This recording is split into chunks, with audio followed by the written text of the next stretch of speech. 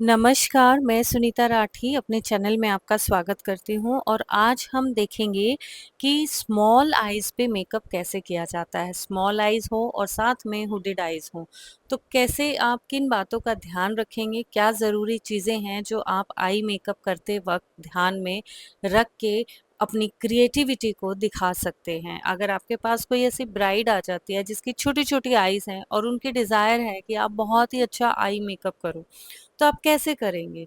तो बिल्कुल आसान स्टेप बाय स्टेप तरीके से मैं आपको बताती हूँ कि छोटी आइज़ के लिए क्या-क्या आपको प्रिकॉशंस लेने हैं और क्या-क्या आपको हुडेड आइज़ के लिए ध्यान में रखनी है चीज़ें।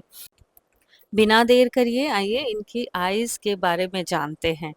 ध्यान से अगर आप देखेंगे तो इनकी आईज़ का जो अपर लिड एरिया है, जहाँ पे मैंने ब्लेंडर यूज़ किया है, ये बिल्कुल ही छोटा है, बहुत ही ज़्यादा स्मॉल है। ठीक है? तो अब ऐसी आईज़ में हम क्या-क्या कर सकते हैं?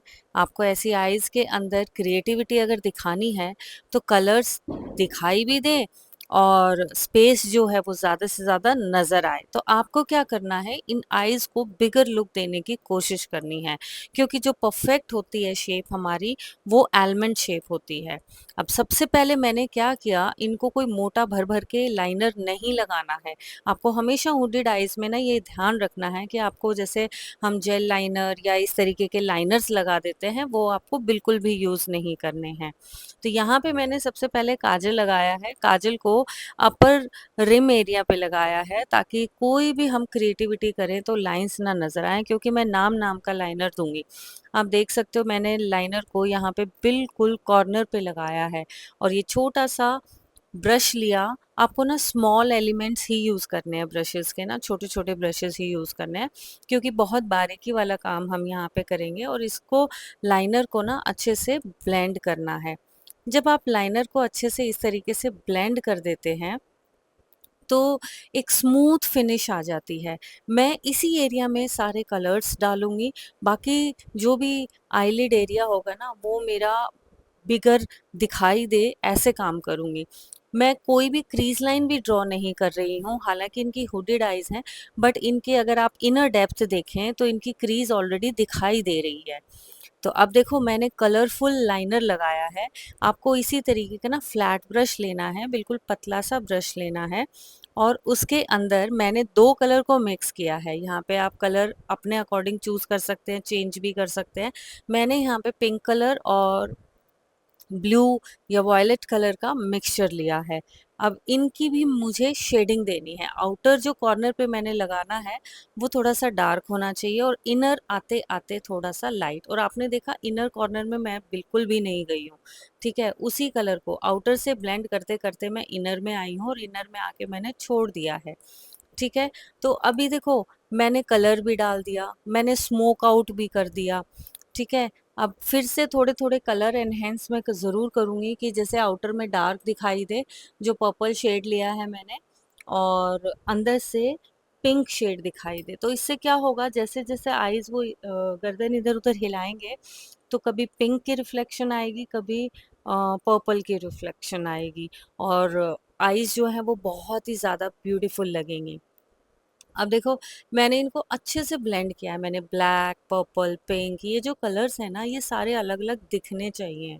अगर ये कलर नहीं दिखेंगे तो मतलब आप एक ही कलर से काम कर सकते हो, ठीक है? मुझे तो शेडिंग दिखानी है। अब यहाँ पे क्या किया मैंने, एक जो हमारे कॉन्टोर की पैलेट होती है ना, उसके अंदर हमारे हाइलाइटिंग के कुछ शिमर वाले भी होते हैं और मैट वाले भी व्हाइट पाउडर्स होते हैं। तो मैंने शिमर वाला शेड लिया है यहाँ पे, क्योंकि मैं इस एरिया को एनहेंस करना चाहती हूँ, मैं इस एरिया को बड़ा दिखाना चाहती हूँ, ठीक है? मैंने इनके ना जो ये ब्रो बोन है ना, वहाँ पे भी हाइलाइट नहीं किया है। एक तो इनकी लाइन आईब्रोज़ नहीं बनी हुई थी, एक तो इस कारण से, और दूसरा जगह कम है, तो मतलब मुझे वो ब्रो बोन को दिखाने की बजाय मुझे लिड एरिया दिखाना था। अब देखो ये स्पेस ही कम है, तो पूरा का पूरा मैंने क्या किया, ये नायलॉन का मैक का हाइलाइटर है, इसको यूज़ किया। एक तो ये बहुत अच्छी शाइन दे देता है और बहुत ही अच्छी लुक क्रिएट हो जाती है। ना तो ये प्रॉपर येलो है, वाइट है, एक क्रीमिश सी शेड आती है इसमें, तो उससे मैंने अच्छे से शिमर ये अप्लाई कर दिया है और पूरे आईलिड एरिया में किया है ऊपर तक। ठीक है, अब ये इन कलर का ग्लिटर मैं यूज़ कर रही हूँ। यहाँ पे लगाया मैंने ग्लू फिंगर से, और उसके बाद मैं यहाँ पे ये ग्लिटर्स जो हैं वो पेस्ट कर दूंगी। ग्लिटर्स को ब्रश में लेना, फ्लफी ब्रश में, और स्लाइटली बिल्कुल धीरे धीरे से डैब कर देना है। ग्लिटर्स को अच्छे से चिपकाने के लिए आप अपने हाथों का भी यूज़ कर सकते हो, आप चाहो तो अपनी फिंगर से भी ग्लिटर्स लगा सकते हो। लेकिन आपको ध्यान क्या रखना है, आपको पैच नहीं डालना है। अब आपने देखा फ्लफी सा ब्रश लेके ना मैंने पूरे आईलिड एरिया में ग्लिटर लगाया है, फुल आईलिड एरिया में, क्योंकि मैं इनकी आईज को ना दिखाना चाहती हूँ, ना कि छुपाना चाहती हूँ। ओके, तो मैंने कलर्स भी डाले, मैंने लाइनर भी लगाया, मैंने काम सारे किए हैं। ठीक है, जब भी शिमर या ग्लिटर ऐसे निकल जाए ना, क्योंकि हमारा काम तो ये कलर्ड पार्ट कम ही है ना, तो इसको हम क्लियर रखेंगे बिल्कुल। अगर इसके ऊपर शिमर पार्टिकल्स या ग्लिटर्स आ जाए तो ऐसे जिस भी ब्रश से आपने कलर डाला था ना, उससे आपको ये क्लियर करते जाना है, ताकि क्योंकि मेन जो हमारा काम है ना कलर का, वो बस यहीं पे है। तो अगर ये दिखाई देगा, एनहेंस होगा अच्छे से, तो अच्छी लुक आएगी। तो इसी तरीके से आप आईब्रोज को ग्रूम करेंगे। आईब्रोज को भी, इनकी ना बहुत थिक आईब्रोज थी, ऊपर से इन्होंने अनप्लग्ड थी, अब ये बनाती नहीं है। तो इनकी आईब्रोज को ग्रूम कर किया मैंने, और सिर्फ पाउडर से ही, मैंने पॉमेड नहीं यूज़ किया है, और ज़रूरत भी नहीं है ऐसी आईब्रोज के लिए, बहुत लाइट होती है तभी पॉमेड की ज़रूरत पड़ती है। तो यहाँ पे मैंने पाउडर की हेल्प से ही जो गैप्स है उनको फिल कर दिया और थोड़ी सी शेप दे दी है। ठीक है, अब हम काम करेंगे लोअर लिड एरिया पे। लोअर लिड एरिया के अंदर मैंने थोड़ा सा ब्लू कलर लिया, आप ब्लैक भी ले सकते हो, लेकिन मैंने हल्का सा ब्लू लिया। ब्लू कलर को मैंने नीचे सिर्फ, क्योंकि इनकी नीचे से भी आईज जो है ना, वो डिफाइन करनी थी मुझे, नहीं तो बिल्कुल ही बंद बंद आईज लगती इनकी। ठीक है, तो फिर मैंने जो भी कलर ऊपर मैंने लाइनर में डाले थे, मैंने वही कलर लिए हैं। ठीक है, इनको बार बार आंखों में पानी भी आ रहा था, तो इन सब चीज़ों का हमें बहुत ज़्यादा ध्यान रखना है कि अगर पानी आ रहा है तो हमें कैसे क्या काम करना है। और फिर देखिए, ये पानी अगर आ रहा है ना तो काम वहीं पे रोक दो। ठीक है, और फिर इस तरीके से बड की हेल्प से आप क्लियर कर सकते हो जो लोअर लिड एरिया है। यहाँ पे ना मैं काजल नहीं लगाऊंगी, यहाँ पे मैंने स्किन कलर की पेंसिल लगाई है। ठीक है, स्किन कलर का जो काजल आता है वो लगाया, वाइट काजल जिसको हम बोलते हैं वो लगाया है। अब मैंने ज़रा सा इनके लैशेस को ग्रूम किया, ताकि जब मैं फेक लैशेस लगाऊं तो उसके साथ ये मर्ज हो जाए इजीली, नहीं तो ये नीचे ही दिखाई देती। तो ये ना बहुत ज़रूरी स्टेप होता है। वैसे तो ये छोटी छोटी बारीकियां जो है ना मेकअप के अंदर बहुत चेंज लेके आती है। तो जब भी आप ब्राइडल मेकअप करते हो, लैशेस लगाते हो, तो जब फिनिशिंग के साथ जब आप काम करोगे ना, तो आपके मेकअप में कोई कमी निकाल ही नहीं सकता है। आपकी ओरिजिनल लैश और फेक लैशेस जो है वो सेम लगनी चाहिए, वो मर्ज होनी चाहिए। तो यहाँ पे मैंने मस्कारा नहीं लगाया था, आप चाहो तो मस्कारा भी अप्लाई कर सकते हो पहले।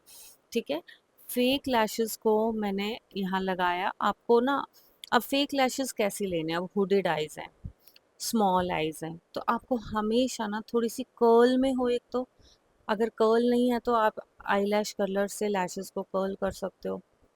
दूसरी चीज़, जब आप लैशेस अप्लाई कर रहे हो तो ये ज़रूर ध्यान रखना है कि इनकी जो छोटी छोटी लैशेस होनी चाहिए, फेक लैशेस। देखो अब ये ऊपर भी देख रही है ना, तो इनके आईब्रोज तक नहीं जा रहे हैं बाल। ये देखो कितनी परफेक्टली इनकी आईज के अंदर ये लैशेस मर्ज हो गई हैं। और फिर लुक को कंप्लीट करते हुए मैंने लोअर लिड एरिया पे और थोड़ा सा ऊपर की ओर मर्ज करते हुए मस्कारा लगाया। बार बार पानी आ रहा था तो इसलिए मैंने जल्दी से लुक को कंप्लीट कर दिया। ये सिर्फ एक डेमोन्स्ट्रेशन था, इसीलिए मैंने यहाँ पे कलर करेक्शन अंडर आई में नहीं किया है, सिर्फ कलर की प्लेसमेंट दिखाने के लिए यहाँ पे सेम जो ऊपर कंसीलर लगाया था वो कंसीलर मैंने नीचे लगा दिया, सिर्फ और सिर्फ डेमोन्स्ट्रेशन के लिए।